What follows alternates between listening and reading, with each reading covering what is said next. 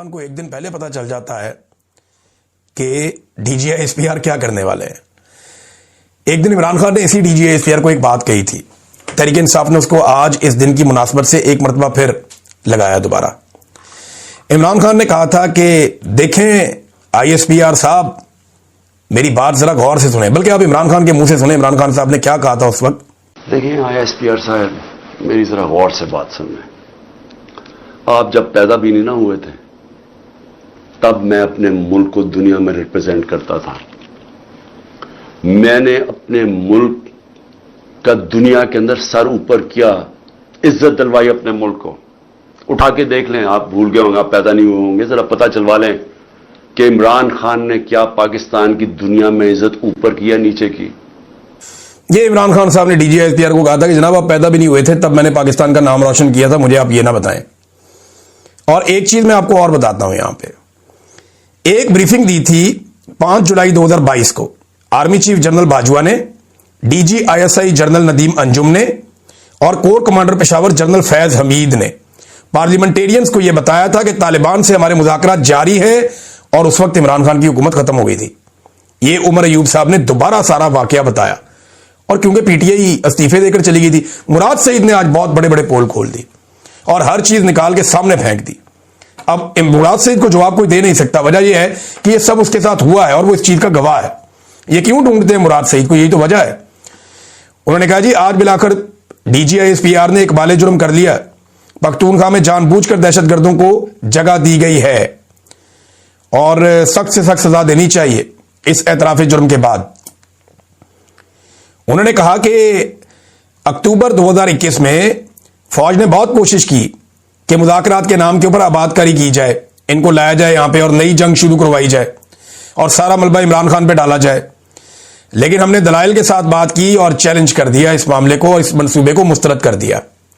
ये मुराद सईद बता रहे हैं, यही बात इमरान खान कह रहे हैं और यही सारे हकायक, अखबारात, हर चीज ये बता रही है। फिर उन्होंने कहा रिजीम चेंज के अगले महीने PDM को इस मंसूबे पे ब्रीफिंग दी गई। हमारा तो रिजीम तब्दील हो गया अप्रैल में 2022 में। फिर मुराद सईद कहते हैं कि वहां पे आपने वेंटिलेटर, हुकूमत ने कोई गुंजाइश ही नहीं दी, उन्होंने कोई मज़ामत नहीं की। तो वजीर दाखिला ने बाहर आकर इस मंसूबे के हक में ट्वीट भी कर दिए और बयानात भी दे दिए और अफगानिस्तान एक वफद भी भेज दिया गया। और हमने ये पूछा कि 80,000 लोग शहीद हो गए हैं, ये आप क्या कर रहे हैं। उन्होंने कहा जी मुझे ही धमकाया गया, मैं आवाज उठाता रहा। DG साहब, आपका ही इदारा मुझे फोन करके कहता है स्टे आउट ऑफ इट, इससे बाहर रहो इस मामले से।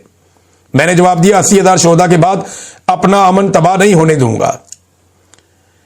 जिस तरह इंसानी जानों पर आप बयानियां बना रहे थे, बिल्कुल इसी तरह आपके इदारे ने प्रेस रिलीज उस वक्त जारी की जब मैंने कहा कि दहशतगर्द आ रहे हैं। मुराद सईद बता रहा है कि जब मुराद सईद ने कहा कि दहशतगर्द आ रहे हैं पाकिस्तान में, उस वक्त फौज ने प्रेस रिलीज जारी की और यह कहा कि दहशतगर्दी की वापसी की खबर झूठी है।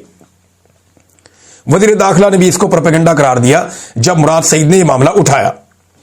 फिर मुराद सईद ने बताया कि उन्होंने अवामी तहरीक चलाई उस वक्त, तो आप ही के इदारे ने फोन करके कहा कि 48 घंटे में दे दें, हम ये बंदे वापस भेज देते हैं।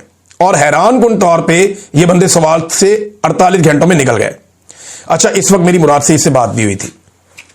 जब मुराद सईद ने मुझे बताया था कि मुझे 48 घंटे का टाइम मेरे से मांगा गया और भाई लोगों ने मांगा है, भाई लोग बोलते हैं इनको ISI वालों को और फौजियों को, इन्होंने मेरे से 48 घंटे का टाइम मांगा है और ये कह रहे हैं कि स्वात से ये तालिबान निकल जाएंगे, TTP वापस चली जाएगी। तो बाद में मैंने मुराद सईद से पूछा तो उन्होंने मुझे बताया था कि वाकई वो वहां से चले गए, लेकिन वो दीर के पहाड़ों पे जाके कहीं रुक गए। यहां पे भी मुराद सईद ने यही कहा। उन्होंने कहा जनाब बाद में दीर की पहाड़ों तक पहुंचे, मैंने फिर एहतजाज की कॉल दी, तो फिर ISPR और ISI का मुझे फोन आया कि स्वात से तो निकल गए हैं, अब तुम मुल्क के ठेकेदार ना बनो।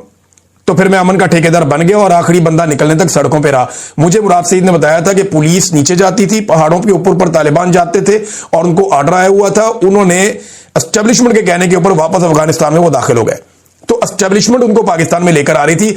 मैंने उस दौर में इस पर वीलॉग भी किया था, मैं गवाह हूं इस बात का। मुराद सईद बिल्कुल ठीक कह रहा है।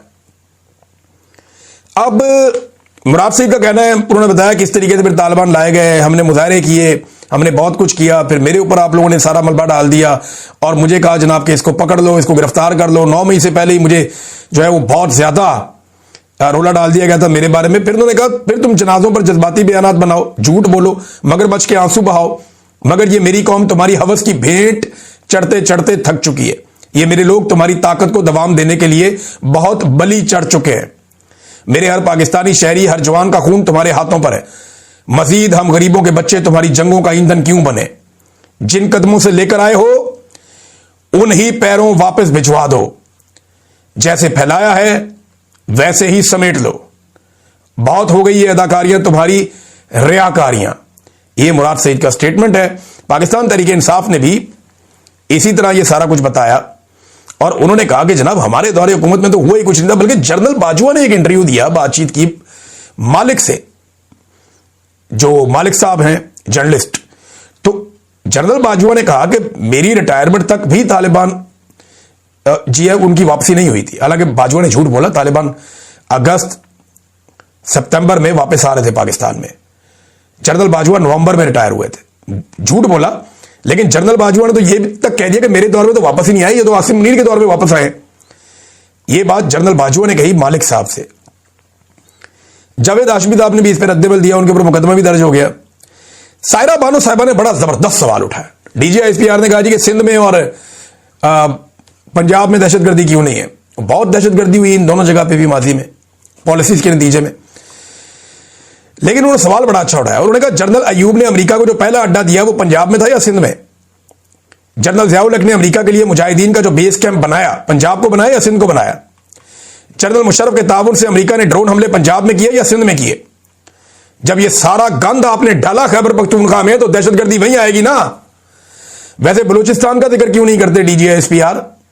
बलूचिस्तान के ऊपर तो कई दहाइयों से आपकी अपनी हुकूमत है, कई दहाइयों से आपका अपना कंट्रोल है। 70 की दहाई से लेकर आज तक बलूचिस्तान आपने अपने कंट्रोल से बाहर जाने कब दिया है? फौज का बिला किसी और की शराकत के मुकम्मल कंट्रोल है बलूचिस्तान और वहां की हुकूमत पे हमेशा से। और पाकिस्तान का सबसे बदतरीन अमनो अमान वाला सूबा आज बलूचिस्तान है। बलूचिस्तान में सिर्फ 2-3 चीजों को अमान है। नंबर 1, मादनियात के ट्रक, उन्हें कोई नहीं छेड़ता, वो जाते हैं सीधे, उनको पहुंचाना पता नहीं क्या है, वो जाते हैं सीधे। नंबर 2, जो तेल की स्मगलिंग होती है अफगानिस्तान से, उनको अमान है। बाकी बलूचिस्तान में किसी चीज को अमान नहीं है। जायरीन को अमान नहीं है, आम इंसानों को अमान नहीं है, मुसाफिरों को अमान नहीं है, ट्रेन को अमान नहीं है, सिक्योरिटी इदारों को अमान नहीं है, अस्पतालों को अमान नहीं है, सहाफियों को अमान नहीं है, वुकला को अमान नहीं है। कोई नहीं बच सकता वहां पे। 2 चीजें बचती हैं, एक मादनियात के ट्रक, एक तेल के ट्रक। बाकी हर चीज को बलूचिस्तान में निशाना बनाया जाता है। डीजीआईएसपीआर ने यह भी कहा कि खैबर पख्तूनख्वा की गवर्नेंस ठीक नहीं है। तो मैं उन्हें याद दिला दूं कि आईएमएफ ने पाकिस्तान के साथ हालिया मीटिंग में सिर्फ खैबर पख्तूनख्वा की गवर्नेंस की तारीफ की थी। डीजी साहब, आपको